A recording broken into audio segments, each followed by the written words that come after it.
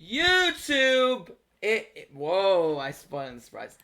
Tenyis are here, and yes, they are indeed top tier. Hello, YouTube. Oh, I got some cool replays for you. And we'll talk about the deck. All right, we'll talk about whatever. Also, let me do this because I didn't have this. I didn't get the third Ashuna on stream. I ended up pulling the third Ashuna just now. So we are all ready. Get ready for a COD climb. We're doing one with Tenyi. So be there, be square. Just wait. Let me add it to my list. One little victory shouldn't be a problem for the Duel Monsters world. No. My duel's guaranteed to put a smile on your face. Alright, so we will talk about the Tenyis first, as I always discuss the deck list before we get the replays, but I need to add this into the list. Probably cut down. Okay, so this is what we're running. We are playing Tenyi. Yes, and what a glory it is. And talk about the list. So basically, you need to know how the Tenyis work first. Basically, all your Tenyi monsters have the ability to special summon themselves out of the hand if you do not control an effect monster, or you control only non-effect monsters. And that includes if you're booked. So if your Tenyis are booked, you can still special summon out your Tenyis because it does not register a face-down monster as an effect or non-effect monster. Anyway, going over the Tenyi monsters. So, like I said, all of them have the ability to special summon themselves out of the hand if you control a non-effect monster or no monsters. Okay, so that's A. B is that each of your individual Tenyis have their own effects when in the graveyard or in your hand if you control a non-effect monster. So, Ashuna, which I have here, can special summon the Tenyi out of the deck, but locks you into worms for the rest of the turn. Vishuddha allows us to banish it from hand or grave to bounce the card that our opponent controls. And Hara adds a Tenyi back from the banish zone to our hand.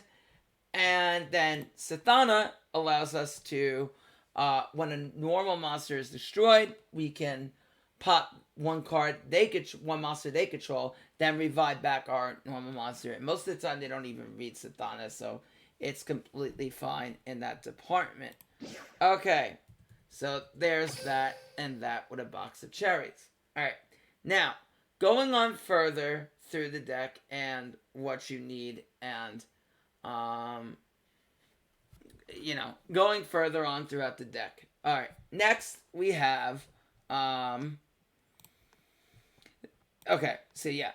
next we have Vessel. So Vessel is a very powerful spell card. I like this at 2. So Vessel allows us to send any Tenyi monster from the deck to the grave. However, if we have a normal monster, we can add a Tenyi monster from our deck to our hand. So that allows us to do that, as well as having the link that is on our field.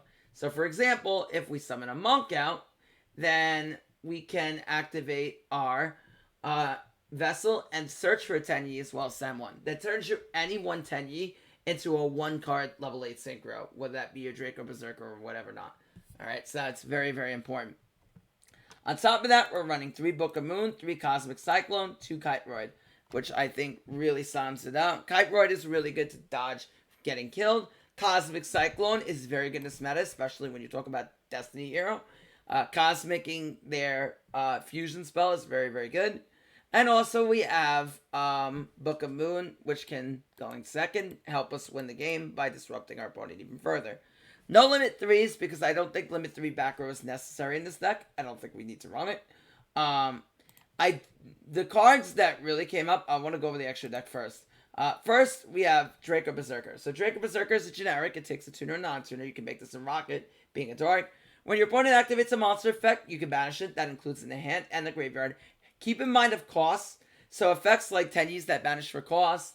Effects like Valk, Necros of Valk that discards for cost, that won't apply to. However, they activate like Ashuna's effect to summon in the hand. Those are activatable effects because they have effects before the semicolon. Before the colon, not semicolon. Before the colon. So since they activate, you can banish and they don't get to summon, and you banish the Ashuna as well. Really good for the mirror match or banish any Tenyi that they want to summon from the hand. Next, we have the second effect of Draco Berserker. So when your opponent activates a monster effect, you can banish it.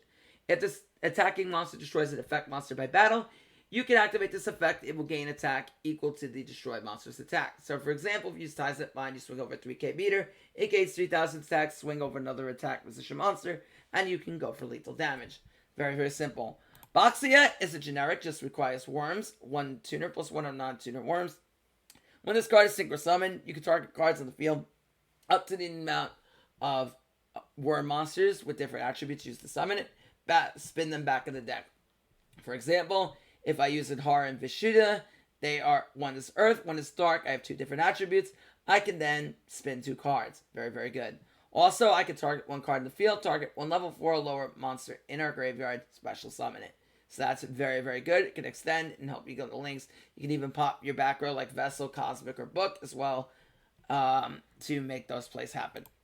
Next, we are running Shaman. Shaman is your link to it. It's very, very good. Useful in Master Duel to really revive back your Breaker Berserker as well as in Duel Links. So basically, Shaman takes 2 worm monsters. You discard 1 card from your hand, target 1 worm monster in your graveyard, special summon it. Now, that could be reviving back your Draco Berserker, your Boxia, or any of your Tenyis to extend your link plays.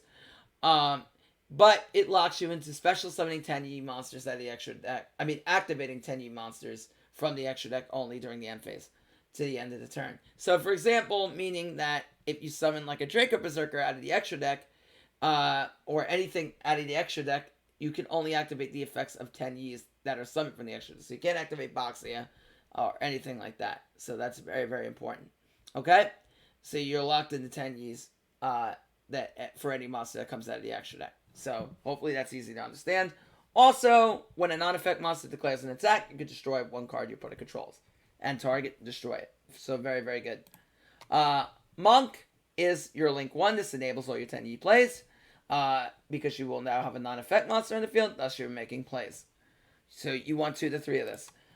Berserker the Tenyi, I felt comes up pretty decently. It depends whether you want to use the field spell or not.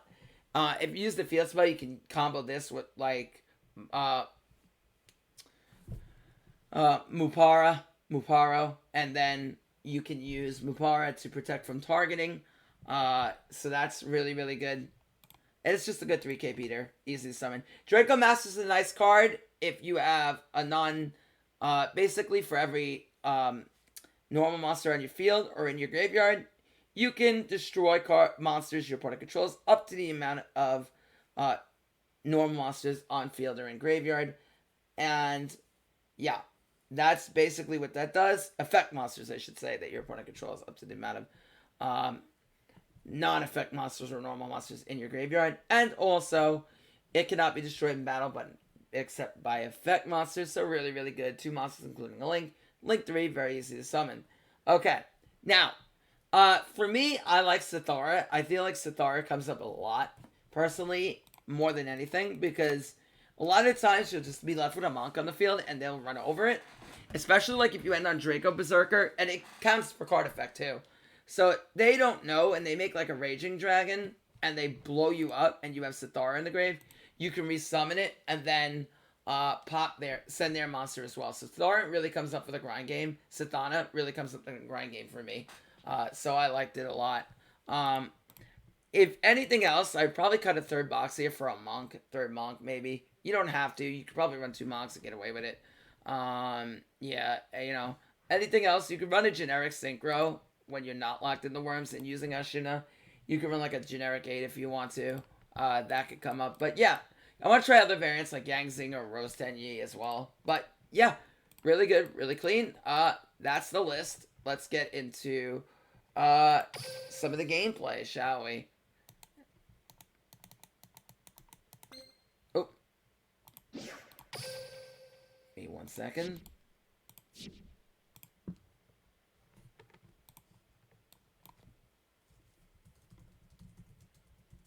One second, guys.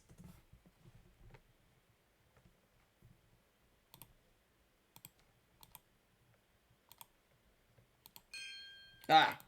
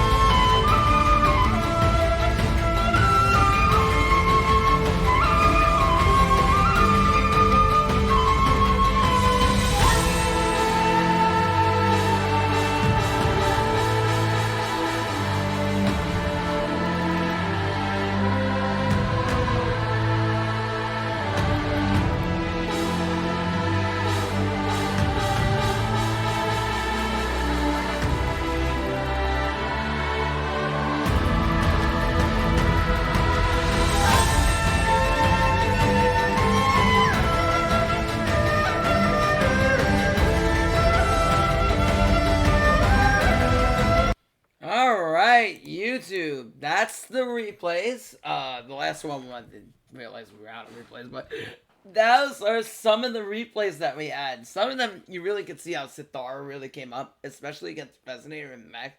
I think it's really good as a protection card. But I'd like to see your thoughts. Leave your comments in the description below. We're going to be cogging with it tomorrow. We're going to start the journey to cog. If you enjoyed and liked the video, please sub. We are getting very close to partner eligibility. I'd appreciate you like, comment, and subscribe. This has been an awesome video, awesome experience. And if you would like to join the stream tomorrow, I'll leave you the link in this description below. Twitch.tv/Sean Matrai. Also starting my tournament series on Sunday. So if you want to get involved with that, click on my link below. And yeah, until next time, it's your boy, Sean Matrai, signing out. Peace.